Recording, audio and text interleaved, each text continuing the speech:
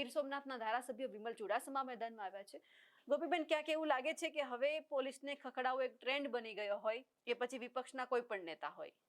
બિલકુલ રીતિ, આમ જોવા જઈએ તો વિમલ ચુડાસમા પહેલા એવા નેતા નથી જે પોલીસની સામે આંગળી કરી અને એમ કહેતા હોય કે ભાઈ કામ કરો તમે તમારું. કારણ કે અહીંયા આગળ વિમલ ચુડાસમા જે રીતે કહી રહ્યા છે, પોલીસ ત્યાં આગળ જે પોલીસ કર્મચારી છે એને કહી રહ્યા છે કે ચમચાગીરી બંધ કરી દો અને તમે તમારું કામ કરો. આ આખી ઘટનાને પહેલા તો સમજવી પડશે અને તેની પાછળના નેતાઓના રાજકારણને પણ સમજવું પડશે. કારણ કે એક તરફ આપણે જોયું કે સૌથી પહેલા તો ચૈતર વસાવાનો એ વિડીયો ખૂબ સોશિયલ મીડિયા ઉપર વાયરલ થયો હતો અને ચૈતર વસાવા બોલી રહ્યા હતા, ત્યાંના જે એસપી હતા એ શર્મા કરીને એક આંગળી કરીને બોલી રહ્યા હતા. એ પછી જિગ્નેશ મેવાણીએ એવું કહી દીધું કે પટ્ટા ઉતારી નાખીશ તમારા લોકોના, અને આ પ્રકારની એક ચર્ચા થઈ અને પછી ખરેખર એના ઉપર સવાલ ઉભા થયા કે ખરેખર પોલીસના પટ્ટા ઉતરે છે ખરા?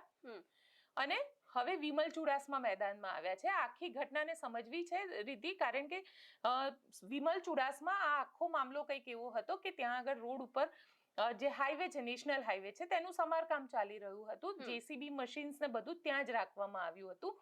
આ પહેલા પણ ત્યાં આગળ રાતના સમયે કોઈ પણ પ્રકારનું જેને કહી શકાય ને કે રેડિયમ કે એવું કશું લગાડેલું ન હતું, એટલે ત્યાં આગળ કોઈને ખબર નહોતી પડતી કે ત્યાં કોઈ વાહન કે કશું પડેલું છે. આવા 2 થી 3 અલગ અલગ એક્સિડન્ટ થયા છે અને આ એક્સિડન્ટમાં એક વ્યક્તિનું મૃત્યુ થાય છે.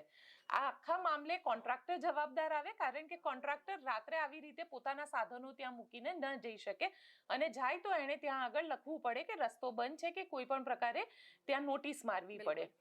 આવું કશું જ કરવામાં નહોતું આવ્યું અને વિમલ ચુડાસમા આજે પોલીસ સ્ટેશને ગયા હતા. આ ઘટના ગઈકાલની છે આમ તો, પણ વિમલ ચુડાસમા જ્યારે પોલીસ સ્ટેશને ગયા હતા તો જે પોલીસ કર્મી ત્યાં આગળ હતો અને પોલીસ કર્મીએ જે કમ્પ્લેન લખવામાં આવી હતી, જે નોટ લખવામાં આવી હતી, એ નોટમાં એવું લખવામાં આવ્યું હતું કે જે વ્યક્તિ વાહન ચલાવતું હતું એ વ્યક્તિની બેદરકારીના કારણે આ થયું. હવે ઘટના સ્થળ ઉપર એ વ્યક્તિનું મૃત્યુ થયું છે. તો જે વ્યક્તિનું મૃત્યુ ઘટના સ્થળ ઉપર થયું છે એ વ્યક્તિ જીવતો થઈને કઈ રીતે પોલીસ અધિકારીને કીધું કે આ એની બેદરકારીથી થયું? વિમલ ચુડાસમા અહીંયા આગળ સવાલ ઉભો કરી રહ્યા છે અને સાથે સાથે સવાલ એ પણ ઉભો કરી રહ્યા છે કે કેમ પોલીસ કોન્ટ્રાક્ટરને બચાવવા માટે કામ કરી રહી છે. એ કોન્ટ્રાક્ટર, કારણ કે માણસ મરી ગયો છે, ઓન ધ સ્પોટ એનું ડેથ થયું છે, ત્યાં આગળ હાઈવે ઉપર થયું છે, સામે જે મશીન હતું એ મશીન સાથે ભટકાઈને વ્યક્તિનું મૃત્યુ થયું છે. તો એના માટે જવાબદાર વ્યક્તિ તરીકે તો કોન્ટ્રાક્ટર જ આવશે, જે રોડના સમારકામનું કોન્ટ્રાક્ટ લઈને બેઠો હતો.